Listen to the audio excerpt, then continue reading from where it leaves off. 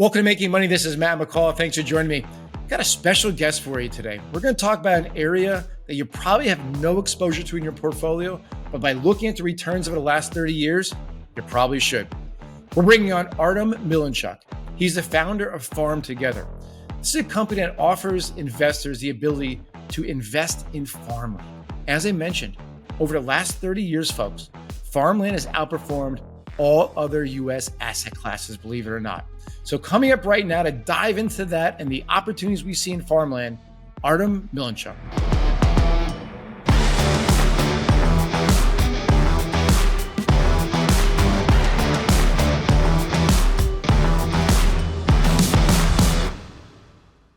Over 1 million people around the world follow Wall Street veteran Mark Chaikin for his shockingly accurate stock market predictions. He just gave them a dire warning.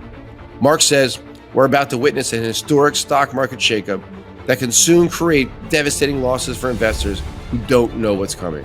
And as a result, you only have 90 days to move your money.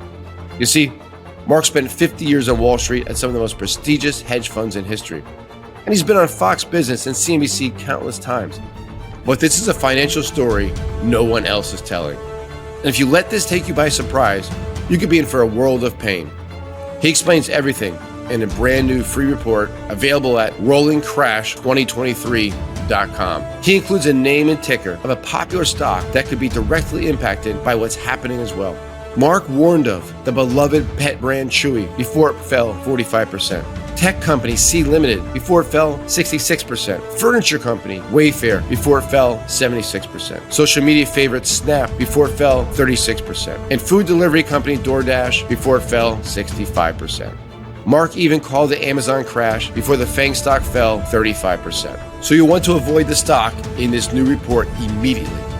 Again, simply go to rollingcrash2023.com for your free copy of this new report.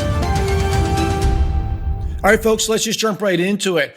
We're going to talk farmland. We're going right to the source. Artem Milinchuk. He is not only the head of strategy, but the founder of FarmTogether. He's on the show for the first time. Artem, thanks so much for joining us. Thank you, Matt. Great to be on. So let's dive right into this. I mean, this is an area that I have thought about, I'll be honest with you, for probably a decade. I managed people's money for almost 20 years, got out of that a couple of years ago. And people ask me probably, at least a couple times a year, hey, Matt, how can I gain some exposure to farmland? And I'll tell you, Artem, during the pandemic, I still had the company managing people's money. And I will say that was probably the time when people really, really started asking me questions. Tell me about how you kind of got started in this industry and what the progress has been over the last decade plus you've been doing this. Absolutely. So I got into investing in early 2000s. And for 10 years, I was up in Canada investing on behalf of Canadian pension funds and institutions. And a lot of that investing was around food, agriculture, inputs, food distribution, and farmland. And it just blew my mind consistently that such a huge asset class, $10 trillion, was very difficult to invest in. And a lot of people did not even know about it, which kind of blows my mind because it's the oldest asset class. Like literally we went from hunter-gatherer to civilization because of agriculture. And I started the company in 2017. So it's 5 years now. It's been going great. We have 44 farms, close to 200 million under management, and just getting started. It's amazing. You said it was $10 trillion, right? The value, global value of farmland. Probably more now, yeah. If I'm not mistaken, what is gold? Maybe 3 trillion or something like that?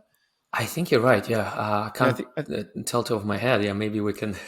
Yeah, I think it's around 3 trillion. And so that just, boy, I've not put two and two together. One, I didn't know the global farmland had such a huge valuation, but you know what I find crazy? People view gold as such a safe investment. I don't personally. I think gold stinks. But people view it as such a safe investment. And you think about farmland and you start thinking to yourself, what could go wrong? It could be a drought. It could be a bad crop. It could be a disease. It could be anything. Government, interaction, involvement into it. But it's 3 times bigger. That kind of blows my mind. And so let's talk about the returns. Gold hasn't been the greatest investment over the last 50 years. No. What have the returns been like in farmland? They've been great. So I'll talk about United States farmland, which is where we operate. But I know we talked about Nicaragua farmland and Yeah. global markets, so there's definitely opportunities there. The index for farmland in the last 30 years has delivered over 10% returns net of fees. And this is composed of land price appreciation and income from land, either through rents or harvest. So, in comparison, gold has done much worse than that, also with high volatility. Sometimes we do call it gold with a coupon in the sense that it's a finite amount. But I think, you can eat the products of Sure. farmland. You can't really eat gold. So yeah, no, it's a great asset class, and you don't need to wonder whether it's going to be around in 10, 20, 30 years.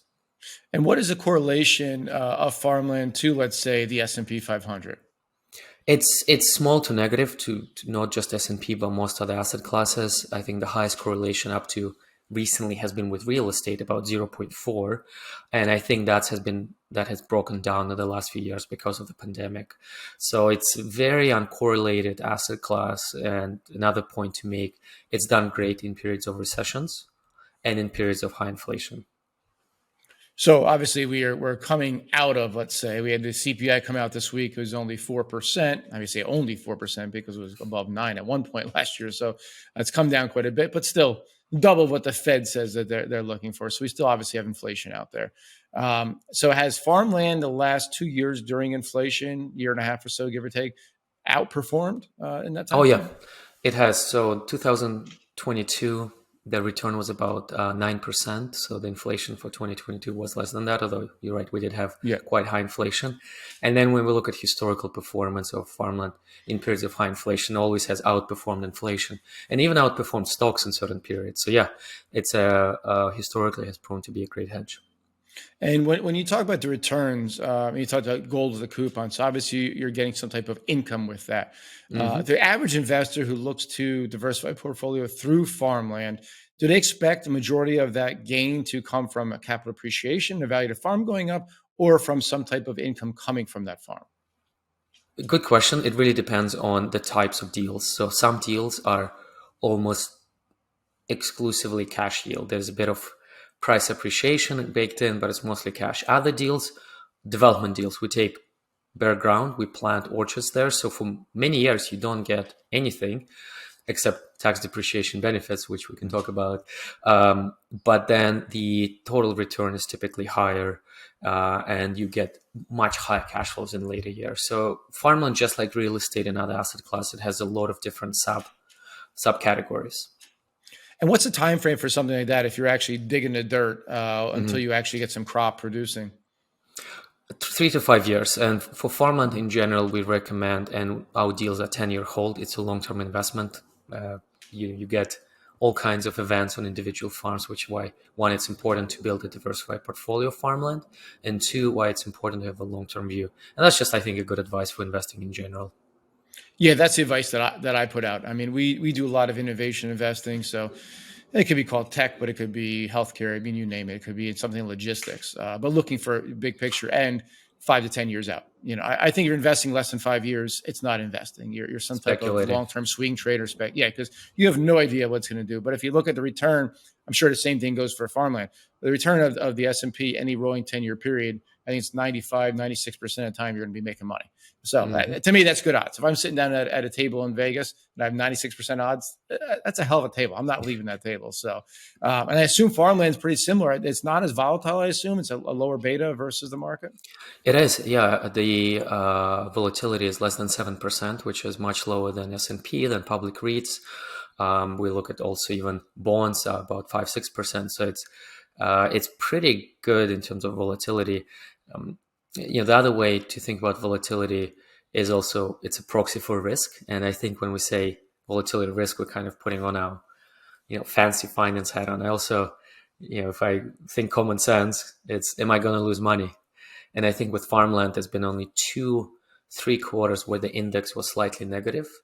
And overall, I think because you have that tremendous real asset base in farmland, I think there's a lot of capital preservation baked into the asset class. So, with those types of returns, say you remove farmland, you put some other fancy word on there, some type of crypto or something, people would be pounding the table on TV saying, this is the greatest asset class ever. why is it that farmland's kind of the forgotten investment? People just don't talk about it. Is it because people view it as boring, or I don't know? Like, why is that? Yeah, look, I will say it's definitely a little bit boring, although anything but to us. But from an investment return perspective, look, the target returns we have our deals is between 6, 7 to 10, 11%, which I think for seasoned investors is actually really exciting. That's why our investment base skews much older. They've been through cycles.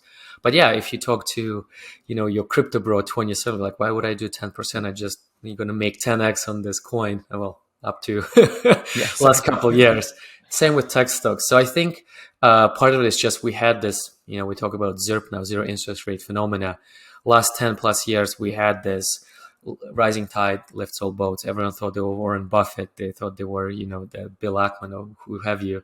Now all that is going away. And so people are coming back to, okay, what's the good long-term investment?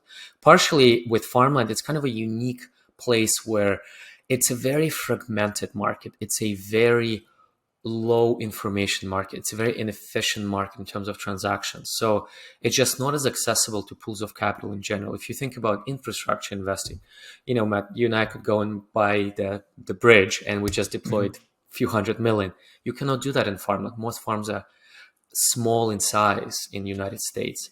And so part of what FarmTogether is doing is using tech to be able to scalably source underwrite deals. So there's a question of access. There's a question of education as well. We've been doing a lot of that work. And also just alternatives in general. So there's a, alts going mainstream sort of theme.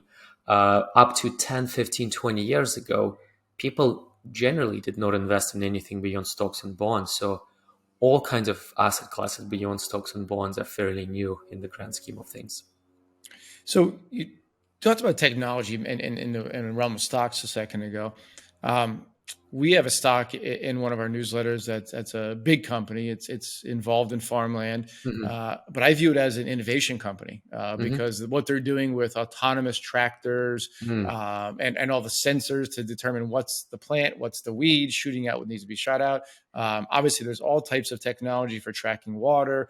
I can go on and on. Is that something you look for in a farm to have that to put kind of differentiated, or is that still cutting edge? We're not quite there yet. It's kind of cutting edge. We're not quite there yet. We absolutely look at value out of technologies, and our operators, they are fairly sophisticated. Typically, the families we work with that farm the land, they have generations of history, so they know everything going on and they can do their own analysis of all that cool tech. So absolutely, it's going to be helpful.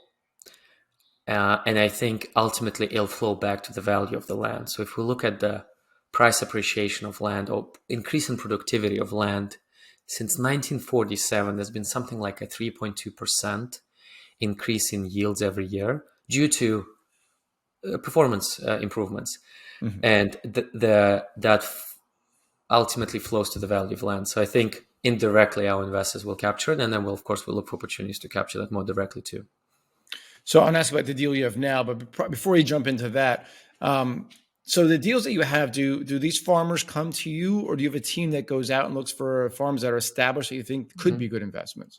So all of the above. It really is. Okay. We look far and wide. We literally look through thousands of deals using our tech to be able to filter and rank them and analyze them. That's what allows us to, I think, get the best deals and have a very good view of the market that very few players, if any, have. And there's not that many players, period, in the space. Yeah. Sometimes, it's farmers come to us. Sometimes we come to them. I think as we have grown, our brand and reputation starting to precede us a little bit in the best way possible. So we're getting more and more inbound calls. Yeah, I will say your reputation, you do very well when email marketing. Obviously, the company I'm in, we do a lot of email marketing. But yeah, you guys do a great job, because obviously I wouldn't have sought out to get you on a show if I thought, oh man, another email from FarmTogether driving me nuts. What I love is at the end of every month, you kind of put together kind of what happened in the last month. And that's great for me, because I just need a breakdown every 30 days to kind of get my eyes back onto what's going on in that asset class. And before we jump into your deal, we talked off camera about this. I'm in Nicaragua majority of my time now. A good friend of mine owns a pitaya farm, which is dragon fruit. Another friend of mine owns a teak farm, which is obviously very expensive wood. And I've got the itch. I got the farmland itch, honestly, because I see this, and I have enough money in stocks. My entire career has been in the stock market, and if the stock market goes up, my business does well too. So I'm very correlated to the stock market. It's nice to diversify a bit, and there's nothing like driving down a dirt road and saying, that's my piece of land right there. That's my piece of dirt, with those trees on it. So I see it. So tell us, Artem, what deal do you have available right now to investors? We have a deal called Golden Citrus. It's a citrus deal in California, just excellent water, really good quality, great operator. It's also rare to get citrus deals on the market. I think once people get them, they really hold on to them. So that's one. You can check it out at FarmTogether.com.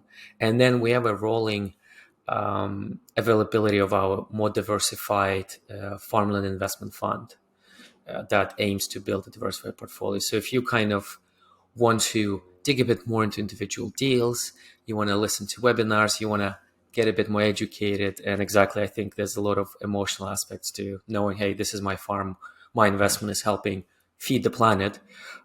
You can do more individual deals, and a lot of people do that. Or if you kind of just want to invest and forget, put money in once, you can put the money in the fund. So in the fund, how many properties do you have in there right now?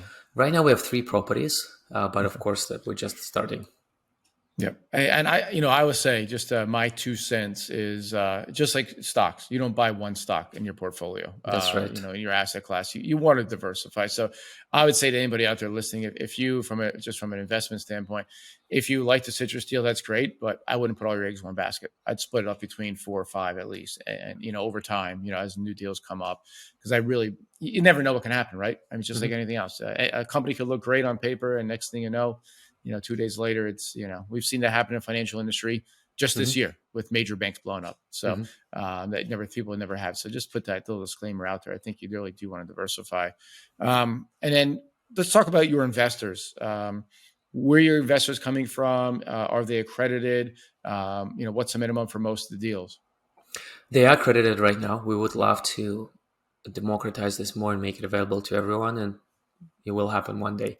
But right now, the minimum is 15,000, and most investors are people in the US, although we accept international investors with certain conditions as well. So is that, moving into the lower Reg A, Reg CF, I think my background. I started a company called CrowdVest back in the day, sold it. One of the first crowdfunding companies, had a broker-dealer attached to it, sold that as well. And I loved it. I mean, I was doing too many things. I couldn't run that business as well. But it was pretty amazing speaking to the average person who could take $100 and invest in a private company, just like the big VC firms can do. And it's going to be pretty amazing, I think, when you get to that level, to be able to offer that to the average person. Because unfortunately, the way our system's set up, which is so ass backwards, like they think just because you have money, you're smart. That is the furthest thing from the truth, in my opinion. Just because you have money, you're smart. Why couldn't the person who doesn't meet that criteria to become an accredited investor have the same opportunity? It's complete BS, in my opinion. So I look forward to you being able to do that. Yeah. And Matt, look, no comment on that. But you are right in that the latest legislation actually does allow people that don't meet the income or wealth criteria but have relevant certifications. I think CFA is one of them, a few other ones like the broker deal licenses, to participate in deals without meeting the minimum. Because you're right, you could just be smart. So I mean, we're all for further democratization. I think the SEC and the government walks a very fine line, and it has to balance a lot of different interests. But I think that's what also makes the US market so great, right? It's, we talk to people from other countries all the time. They say, like, this is so cool. How can we launch FarmTogether in India, in South Africa? So hopefully one day, Nicaragua for sure, let's talk that teak farm. I really like Nicaragua. You coming down here? I'll just send you all my due diligence, and I'll drag you down here one day. We'll get the surfboards out and get out there. But the other thing I want to talk about farmland is some of the richest people in the world own a large part of U.S. farmland, if I'm not mistaken. Can you tell us a little bit about that and who some of these big are? I always think back in the day, Ted Turner. I think he owned a huge piece of land in Wyoming, if I'm not mistaken. And correct me if I'm wrong, is it not true that Bill Gates now is the largest owner of farmland in the United States? That is correct. And what's funny about it is that it's been a well-known secret in the farmland community, but no one talked about it until I think a couple of years ago. One of the papers broke the story, and now everyone in the world knows it. So it's kind of been helpful to us because Bill Gates is not the dumbest person in the world. Yeah. But what's interesting for those listeners who are worried that the rich people are buying up all the land, he only owns about 240,000 acres, which is a drop in the bucket given the 900 million acre market in United States alone. So it's like 0.00.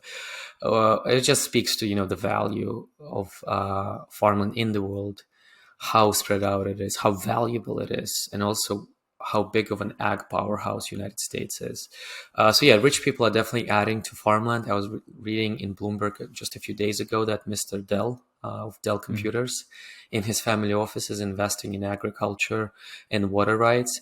Michael Burry of The Big Short fame, the movie, he was investing in water rights in 2009. So yeah, I think the wealthy people are building farmland, and I think a lot of it is because they're thinking now through generations, right? The investment trust, kids, grandkids, and farmland is just a fantastic long-term investment. I honestly can't think of many more asset class that you can just invest in and say, in 100 years, it's still going to be valuable. Yeah. Because everything changes. Yeah, but you still have to eat, right? And there's just an article that came out recently, more of a scientific article on what do you call it? Man-made food, whatever you call this stuff, this garbage that they call food, but it's made in a lab-grown meat and that kind of stuff. Nothing against people that eat that, but if I look at I'm pretty simple when it comes to food. If there's 60 ingredients, it's probably not too good for you.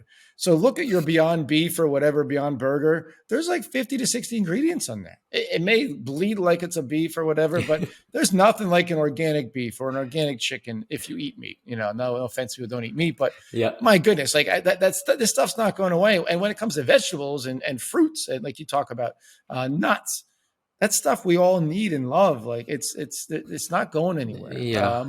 But what is the risk then, Artem? What is the biggest risk? Because we talked a lot about the benefits, and I always get suspicious when everyone just says all the pros. Very, very real risks. Look, on an individual farm, you of course have weather risk. If it's trees, something could happen to them. Now, of course, we underwrite for that, but that is a real risk. I would say the risks on a broadly are similar to real estate. So one is, are you buying it at the right price? That's where we look at the comparables. We look at what is it kind of going to do longer term. Are you going to sell it at a good price? So investing in vibrant ecosystems of farms. If you're flying over on a plane and your farm is standing alone in a sea of nothing, you're probably not in the right place. But where we invest, there's hundreds of farms within a several mile radius. Operator, it's still all about the people, having great operators. So we really look at the history of farmers and the track record. And then in some deals, it's debt. So we stop putting debt on deals. But, if you over-lever, of course, then you're running into certain risks there. But generally, again, it kind of comes back to what is risk? Risk is not knowing the future, right? And in farmland, you know the future. So people are going to eat. Farmland is decreasing. The amount of farmland. We lose millions of acres in the US every few years. Population is increasing. Diets are improving. So again, nuts, vegetables, fruits, people are going to eat. So that's kind of the main risks, yeah. So I like to hear that because obviously everything has risk. We must cover that. Obviously, obviously there could be disease, there could be trees, water.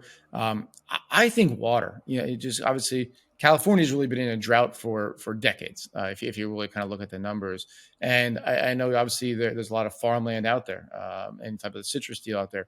Is that something that you kind of secure down right away and say, okay, listen, this is something that's extremely important because obviously we can't get water here. We can't grow anything. We can't grow anything. Yeah, water is absolutely critical for California. But I'll say this, it's not decades. Actually, California has been going through periods of droughts for centuries. Okay. Many centuries, and we can look back at like the sequoia trees. It's really fun science. So that's very normal for California. You go through droughts. Right now, you have tons of rains. At some point, farms were getting flooded, so you have to think about flood risk. So you're right, Matt. Water is number one thing we look at in California, but we're very comfortable with that analysis. And that's why California, as a state, it is the fifth largest food producer in the world behind countries. Wow. So it's the fifth largest country by food production, 40 billion plus in value of crops. It's just a unique geography. It's a unique climate. There's massive infrastructure. There's ports. It's a very cool state. I mean, I can gush about it for hours, no pun intended, on how great California is. But of course, it has its risks. So let me ask you this. Do you look at anything in the wine industry, grapes, as far as farmland? Yes, sir. In fact, unfortunately, with the podcast, we're doing it a little late. We are going to be closing on a great vineyard in the next few days. So we've done 2 vineyard deals. We look at grapes. There's very interesting things happening, not just in California, but some of the ag is moving more north to Oregon, to Washington, and there's some vineyards happening there. So West Coast agriculture is great, even up in Canada, and some vineyards. Register on the website, more vineyards coming soon. Good. One of my colleagues, he owns a winery. I'll give him a little shameless plug here. Eifrig Winery. Most people who watch the show know Doc Eifrig. He's got a winery out there. One of our stock gurus, one of our early on guys, has been with us for well over 15 years. I will say one of my favorite Pinots from the United States comes from Wilmette Valley on that little border between Oregon and Washington. I've driven that before. That's a beautiful area up there. Beautiful. So let me ask you this, Artem. I think probably the last question I got for you is how do you get out? Is this something that if I were to buy into this, is there a market for me to get out, or I have to wait till you guys say we're exiting? So in the future, I actually hope that people just hold farmland forever, because good land is hard to come by. But of course, we don't yet live forever. So there's a few ways. Typically, the deals are 10-year hold, after which we look to sell them. If it's a farmland fund, after 2 years, you have liquidity where you could submit your units for reimbursement. And we also plan to build out, again, one of the key ideas is a secondary market for individual deals. So there's a few different ways that you can get liquidity. Yeah, I will say that's probably the number one question I got when I had the crowdfunding company saying, if I buy into this startup, what are the exit possibilities? It's different for an equity company because they can go public, be bought out. So there's a lot of other potential exits. But at the time, there was no real secondary market. There's kind of one right now for some of these private deals. So is that something you see that could be more prevalent to your industry going forward, that people will be able to swap out of these, not trading, but if they need the cash? Yeah, absolutely. I think so. Good. I'll give you the last word here. I ask every guest the same question, but I'm going to hesitate to ask you because I know what your answer is going to be, but I'm going to ask it anyway because I've asked every single guest I've ever had in my show. And it's called the island question. And send you to an island for 10 years, your friends, your family, whoever you want to go with, take a good book, whatever it might be. But you can only buy one investment for those 10 years. what would that investment be? Or I have to ask. That one is a hard one. No, it's going to be farmland. Maybe something else up your sleeve you were working on I didn't know about. Yeah, no, of course it would have to be farmland. And just last few years, what we've seen with pandemic, wars, highest inflation, high interest rates is just, right now the tech stocks are doing great. But at one point, people thought Google was going to go away because of AI, and this innovation change is just accelerating. So it has to be something that I know is going to be around in 10 years, and that is farmland and water. Yeah, and the track record over the last several decades backs up that choice. Really, low volatility, low correlation, almost every asset class, and really a better return, I believe, than the S&P over that 30, 40-year time frame, if I'm not mistaken. So it's tough to go wrong. History does repeat itself, so it's tough to go wrong there. So please check out FarmTogether.com. Great deals on there. And again, it's something that I'm extremely interested in. I read about it. I'm finishing up my new book, and there's a little blurb in a chapter about investing in farmland. So I might have to reach out to you, get a quote from you. But I'll tell you, I back you guys, and I think you're doing a great thing. And I look forward to seeing what you have in the future, Artem. Thank you, Matt.